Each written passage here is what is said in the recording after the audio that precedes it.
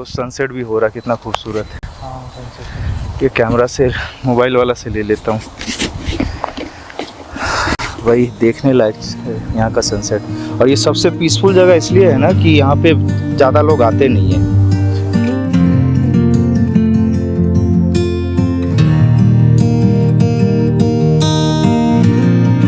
वाह सुपर्ब, लेकिन मानना पड़ेगा कि सुकून तो मिलता है एकदम, ठीक है। बस काम करते रहो, खाना नहीं पीना नहीं, सोते भी है तो रात में उठ जाते हैं। तो ऐसे समय में लगता है ना कि कहीं भाग कर आ जाओ। तो ये सब जगह वो सब वैसा ही है कि भाग करके आ जाओ। सच में मन तो करता है कि ऐसी किसी जगह पर भाग करके आ जाओ, लेकिन यहाँ तक आना आसान नहीं था। बार बार सोचता रहा कि इस जगह में जहाँ अभी मैं खड़ा था वहाँ कैसे पहुँचा जाए, कब पहुँचा जाए, लेकिन कोई भी चीज़ मेरे मन के मुताबिक नहीं चल रहा था। फिर फाइनली एक दिन ऐसा आया जब मेरी ये मंशा, मेरी ये मुराद पूरी हुई और मैं फाइनली यहाँ तक आ पहुँचा। अब मेरा ये सफ़र शुरू होता है कोलकाता से। एक और जहाँ कोलकाता में मॉनसून ने दस्तक देना शुरू कर दिया था, मुझे पूरी उम्मीद थी कि पहाड़ों में अभी बारिश का कोई असर नहीं दिखेगा। और इसी इच्छा के साथ, इसी मंशा के साथ मैं चल पड़ा पहाड़ों में फिर से। जब भी हम पहाड़ों के बारे में सोचते हैं ना, हमारे दिमाग में शिमला, मनाली या फिर आपका कसौल, लद्दाख, सिक्किम, दार्जिलिंग यही सब आता है। लेकिन ये सभी जगह इतनी ज़्यादा क्राउडेड हो चुकी हैं कि अगर आपको सुकून चाहिए या फिर सुकून से भरी हुई 2 से 4 दिन जहाँ सिर्फ आप हो, नेचर हो और आप अपने लिए समय बिता रहे हो, तो ये पॉसिबल नहीं होगा। कि ये सभी हिल स्टेशंस इतनी ज़्यादा क्राउडेड है कि आपको वो एहसास नहीं होगा जिसकी आप तलाश कर रहे हो, वो शांति नहीं मिलेगी जिसे आप खोज रहे हो।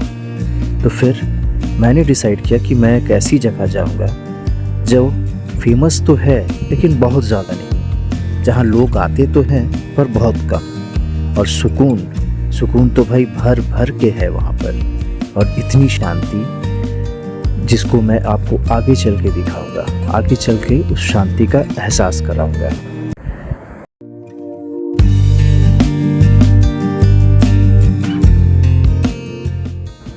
तो मेरा पहला पड़ाव कोलकाता से न्यू दिल्ली तक का था, जहाँ के लिए मैंने फ़्लाइट बुक की थी।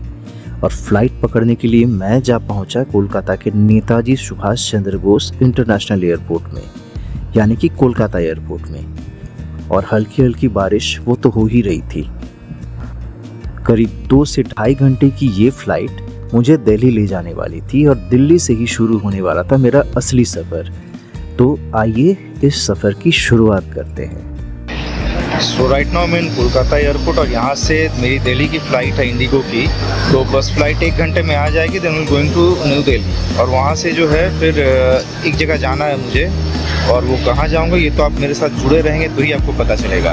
तो तब तक प्लीज़ स्टे विथ मी और मेरे चैनल को सब्सक्राइब कीजिए, क्योंकि अगर आपने मेरे चैनल को सब्सक्राइब नहीं किया और आप पहली बार आए हैं यहाँ पर, तो then definitely do subscribe to my channel and support मी।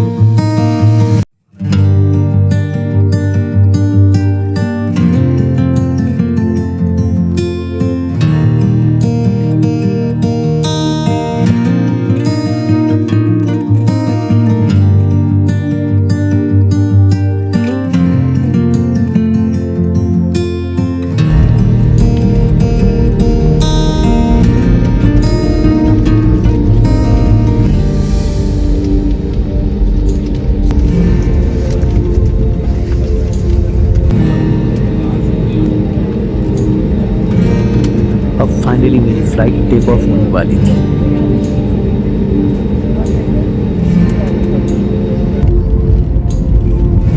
और देखते ही देखते हमारा फ़्लाइट टेक ऑफ कर चुका होता है और मैं कोलकाता की जर्नी को अलविदा कहते हुए चल पड़ता हूँ दिल्ली में।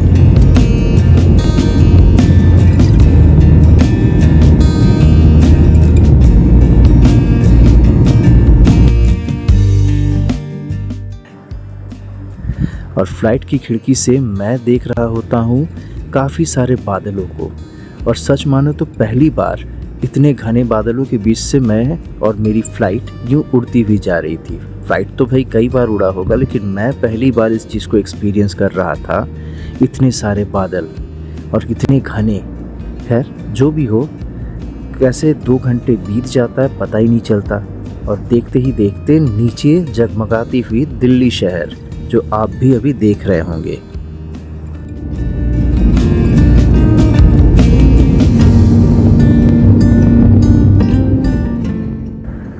अब दिल्ली पहुंचने के बाद मैं एयरपोर्ट से बाहर निकलता हूं और ले लेता हूं एक प्रीपेड टैक्सी, जो लेती है मुझसे 600 रुपये, और वो मुझे ले करके जाने वाली है यहाँ से ISBT कश्मीरी गेट।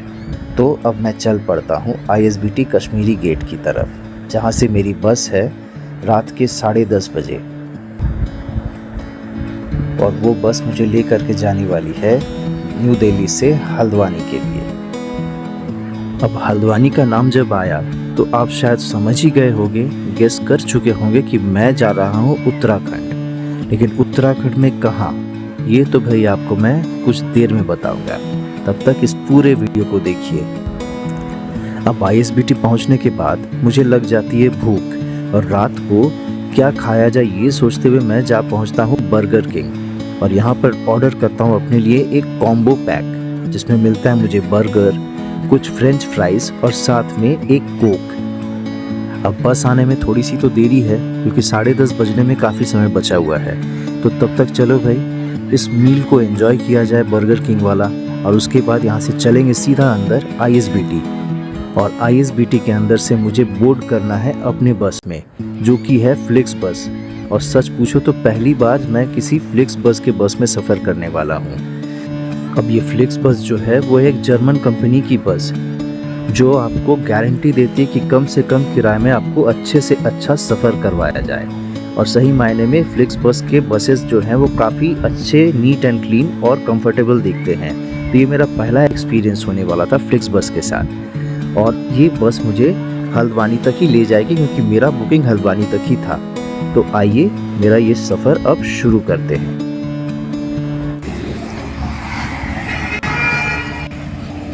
तो यहाँ पर एक हॉल्ट लिया गया है, और ये है शिवा ढाबा। इस रूट पे शिवा ढाबा काफ़ी फेमस है और काफ़ी अच्छा है। यहाँ पे आपको खाने पीने के लिए हर चीज़ें मिल जाएंगी। तो बस जो है सीधे हल्द्वानी की तरफ चल पड़ी है, और रात हो चुकी है काफ़ी, अभी ऑलमोस्ट 12 बज रहे हैं। और ये शिवा ढाबा में जिन लोगों को खाना खाना है, डिनर करना है, दे ऑल आर स्टेइंग। वो लोग जा रहे हैं, जाकर खाना वाना खा करके आएंगे। लेकिन नैनीताल यहाँ से दिखा रहा है 235 किलोमीटर्स, और हमें जाना है हल्द्वानी। सूरज की पहली किरण मेरे चेहरे पर पड़ते ही मेरी आंखों की नींद खुल जाती है। मन तो कर रहा था कि सोता रहूं, लेकिन इस खूबसूरत सी सनराइज को देखने के लिए मजबूरन अपनी आंखें खुली रखनी पड़ी। आफ्टर ऑल इतनी खूबसूरत सनराइज, वो भी चलते चलते बस में, शायद ही मैंने कभी देखा होगा। कुछ देर में हम पहुंचने वाले थे रुद्रपुर, और रुद्रपुर से आगे फिर हम जाने वाले थे हल्द्वानी। लेकिन हल्द्वानी तक पहुंचने से पहले जो नज़ारे ये थे रास्तों के, वो भी देखने लायक थे। हर तरफ हरे भरे पेड़, और बीच से ये खूबसूरत सा टेढ़ा मेढ़ा सर्पीला रास्ता। जी हाँ, बिल्कुल सांप की तरह। वैसे एक बात बताऊं तो ये जर्नी मेरी और पहले हो जाती, लेकिन अफसोस कि जब मैंने पिछली बार इस ट्रिप को प्लान किया था, इंडिया और पाकिस्तान के बीच टेंशन्स के कारण मुझे उस ट्रिप को कैंसिल करना पड़ा। खैर चलो, जब भी हो, देर से ही सही हो, लेकिन हो तो बहुत अच्छे से हो।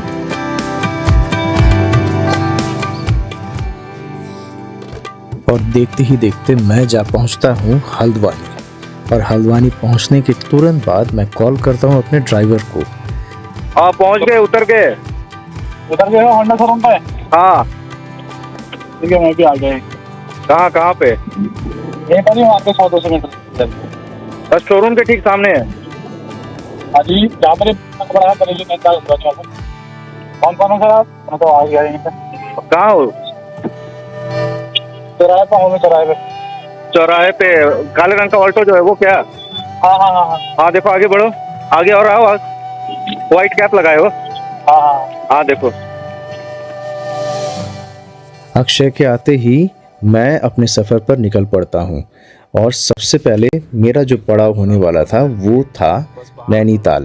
लेकिन नैनीताल हम रुकने वाले नहीं थे, नैनीताल से मुझे और आगे जाना था।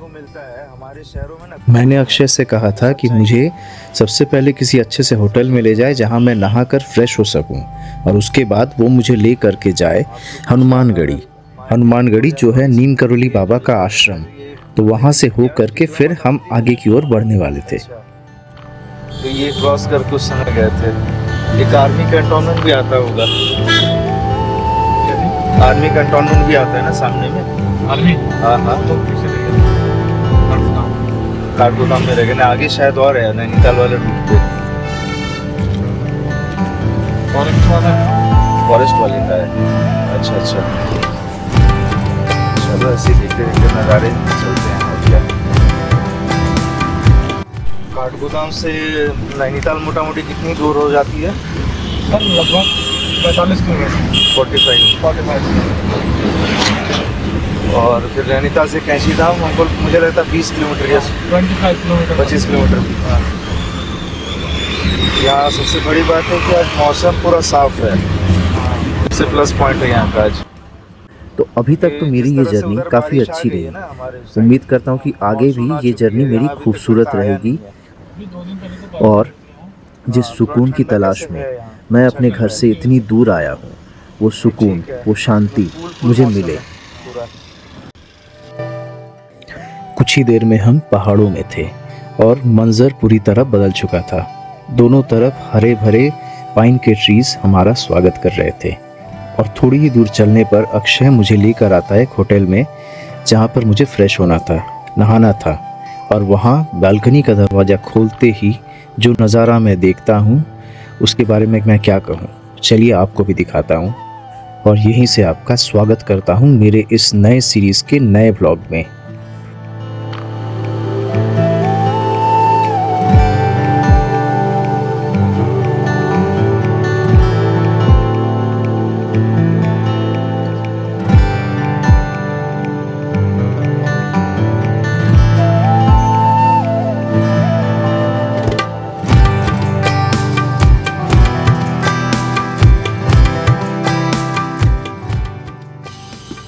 तो hey guys, good morning, welcome back to my YouTube channel. I hope आप सभी अच्छे होंगे, स्वस्थ होंगे, मस्त होंगे और अपनी अपनी लाइफ को एंजॉय कर रहे होंगे।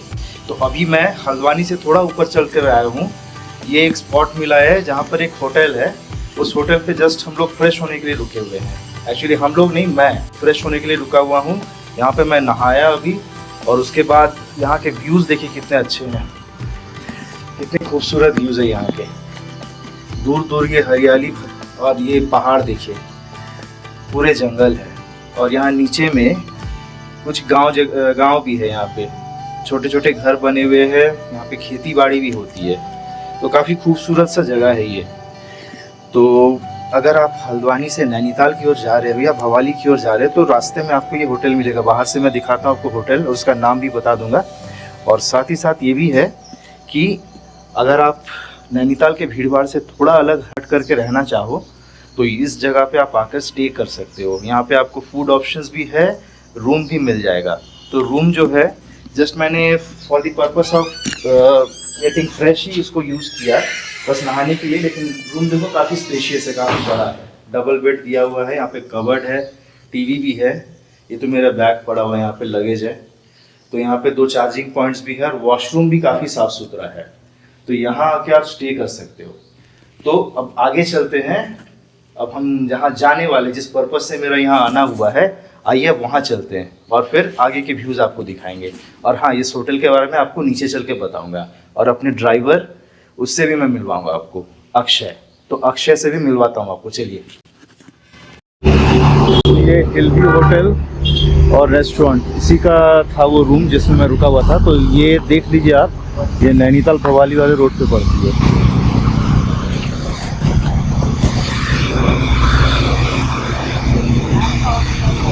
तो यहाँ रूम्स भी अवेलेबल हैं, तो आप आके यहाँ पे स्टे कर सकते हैं।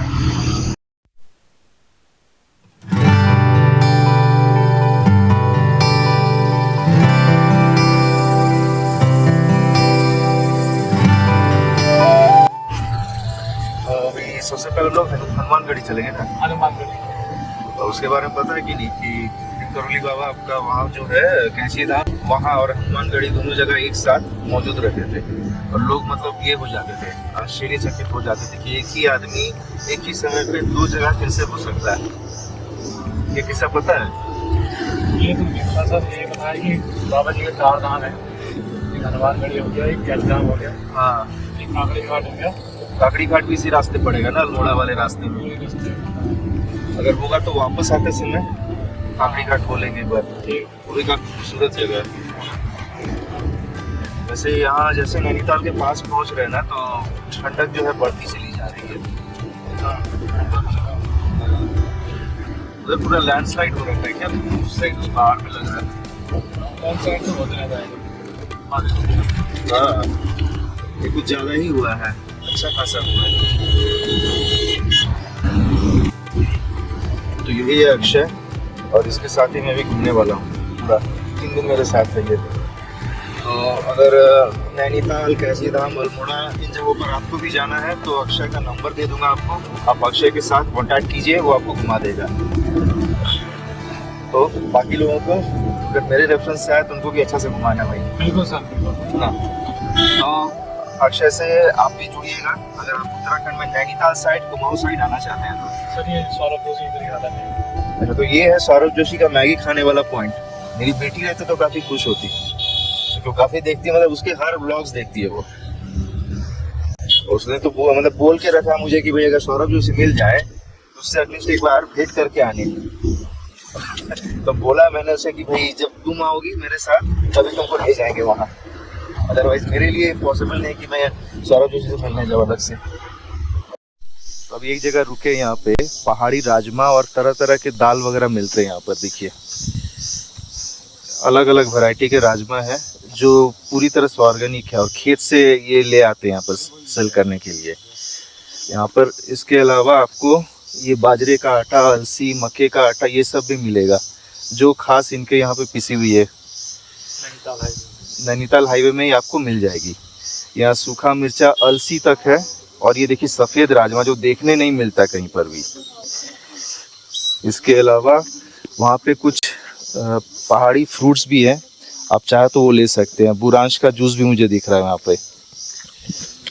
तो इन चीज़ों के लिए जो है पहाड़ी एरियाज़ काफ़ी ज़्यादा फेमस है। तो अगर आप आते हैं यहाँ पर और ऐसे चीज़ों को देखते हैं तो मेरे हिसाब से एक बार रुकिए ज़रूर और कुछ ना कुछ यहाँ से ले करके जाइए, क्योंकि ये एक तो स्वाद इनका अच्छा होता है और ऑर्गेनिक है, तो इसमें कोई केमिकल्स वगैरह नहीं होता है और खाने में भी अच्छा है, आपके लिए आपकी सेहत के लिए भी फ़ायदेमंद है ये।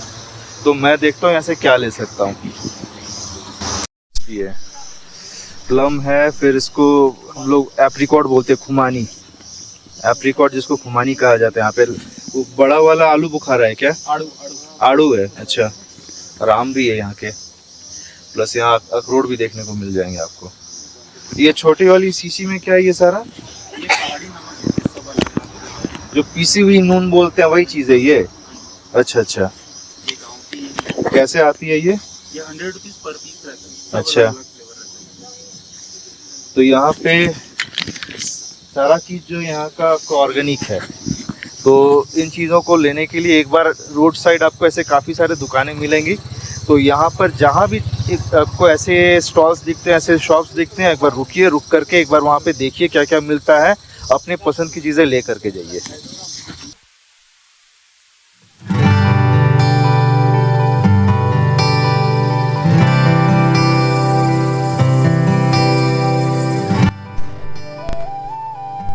अल्मोड़ा से ही, क्योंकि मुझे पता है कि यहाँ पे राजमा वगैरह काफ़ी मिलता है, तो चलो पहले ही मिल गया।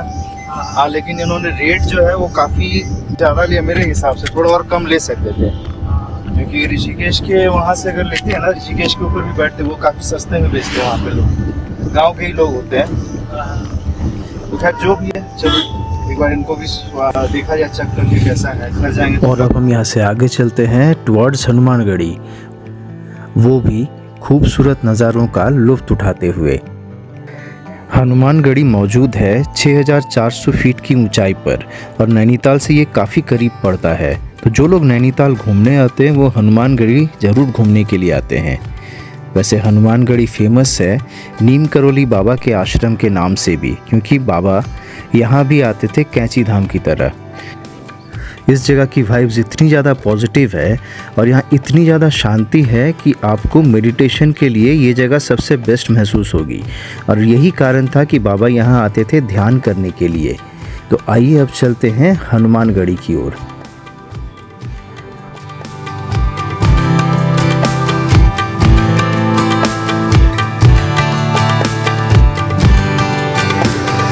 तो ये है हनुमानगढ़ी का मंदिर जो आश्रम नीम करोली बाबा का कैंची धाम में है। सेम टू सेम वैसा ही आश्रम यहाँ भी है। यहाँ भी बाबा का मंदिर है और हनुमान जी की भी एक बहुत अच्छी मंदिर है। यहाँ पे राम मंदिर है, शिवालय है। तो जो लोग कैंची धाम जाते हैं वो लोग हनुमानगढ़ी भी आना ज़रूर पसंद करते हैं, खास करके नैनीताल से जब इतनी पास है ये।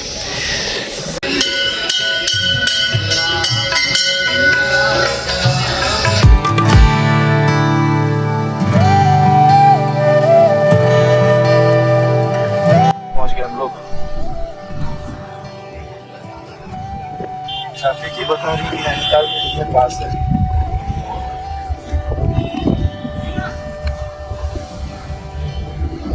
घुसते साथ नैनीताल में लेकिन ये घर जरूर दिखता है। ये पिंक वाली, ये जो है hill side west home stay. तो यहाँ पे एक होटल सेवाय भी दिखेगा, सेवाय होटल। ये पहचान है कि नैनीताल हम आ चुके हैं। काफी सारे होटल्स आ रहे हैं, नए नए होटल भी खुल रहे हैं। हाँ, आप जो जहाँ पर जगह बची हो, हाँ जगह तो है नहीं वैसे। रिस्की भी है, लैंडस्लाइड वगैरह का खतरा रहता है। कितने दुकान भी आ गई है।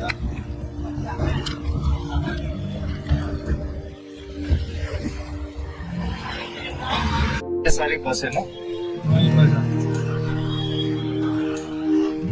नैनीताल का बस स्टैंड हो गया, छोटा सा है लेकिन। हाँ, मॉल रोड, भवाली, राजभवन। राजभवन तो ऊपर कहीं है शायद। हाँ, नैना पीक भी दिख रहा है यहाँ से दूर। नैना पीक साइड, नैना पीक तो गया नहीं, मौका मिलता तो जाता जरूर। वो तो गाड़ी नहीं जाती ना, हाँ, पैदल ट्रेक करना पड़ता है। तो लंबा ट्रेक है वहाँ का। वहाँ भी हमको लगता है कि 1 से 1.5 घंटा लग जाता होगा ट्रेक करने में। हाँ, लेकिन व्यू अल्टीमेट है, काफी खूबसूरत है ऊपर से, देखने लायक है। ये तो नैनी लेक हमारा, अपना नैनीताल का पहचान, निशान है। कहते माता सती की आँख यहाँ आकर गिरी थी, इसलिए यहाँ पे ये लेक बना और नैना देवी का मंदिर बना।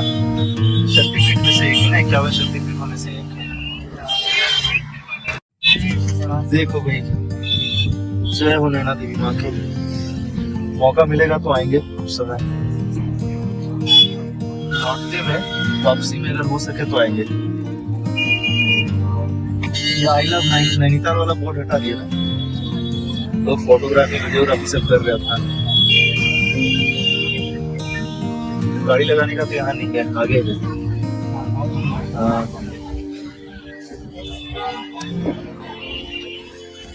तो वापसी में अगर मौका मिलता तो यहाँ आएंगे।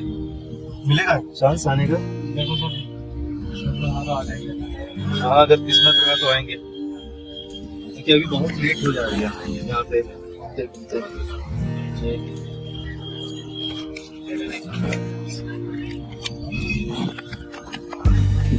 तो ये कैंची धाम, अल्मोड़ा, रानीखेत, भवाली, नैनीताल, मुक्तेश्वर सब जाने के लिए ये रास्ता पकड़ा जाता है।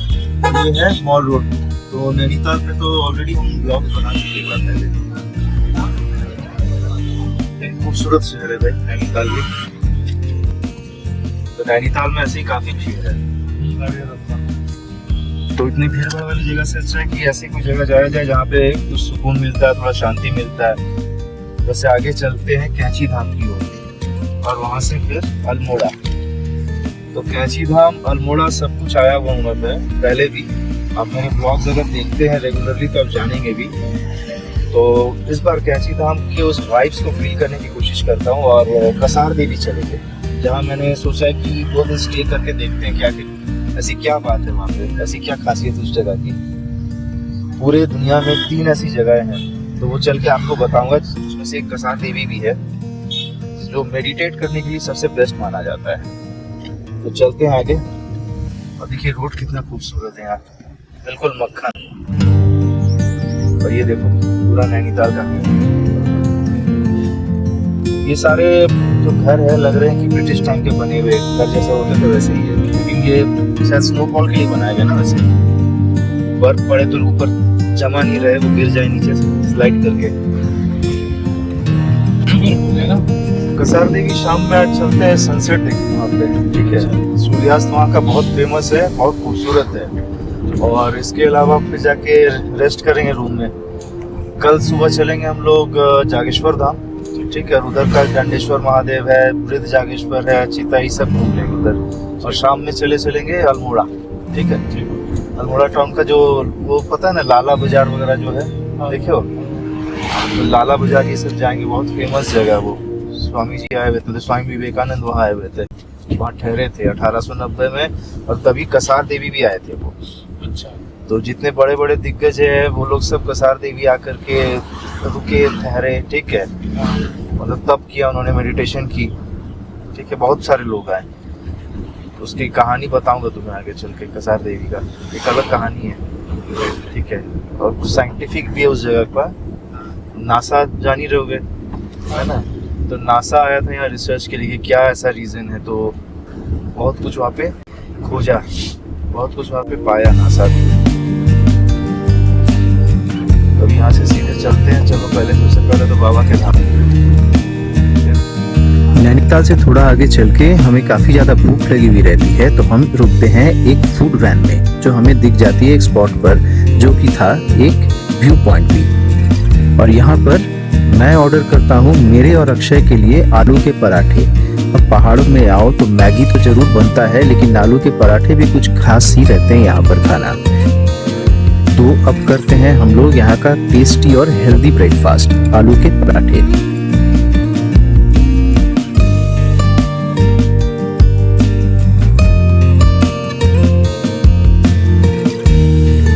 अब तो आप लोग समझ ही गए होंगे कि मेरे आज के ब्लॉग का फाइनल डेस्टिनेशन जो है वो है नीम करोली बाबा का आश्रम कैंची धाम में। तो मैं कैंची धाम के लिए ही इतनी जद्दोजहद करके यहाँ तक आ पहुँचा हूँ।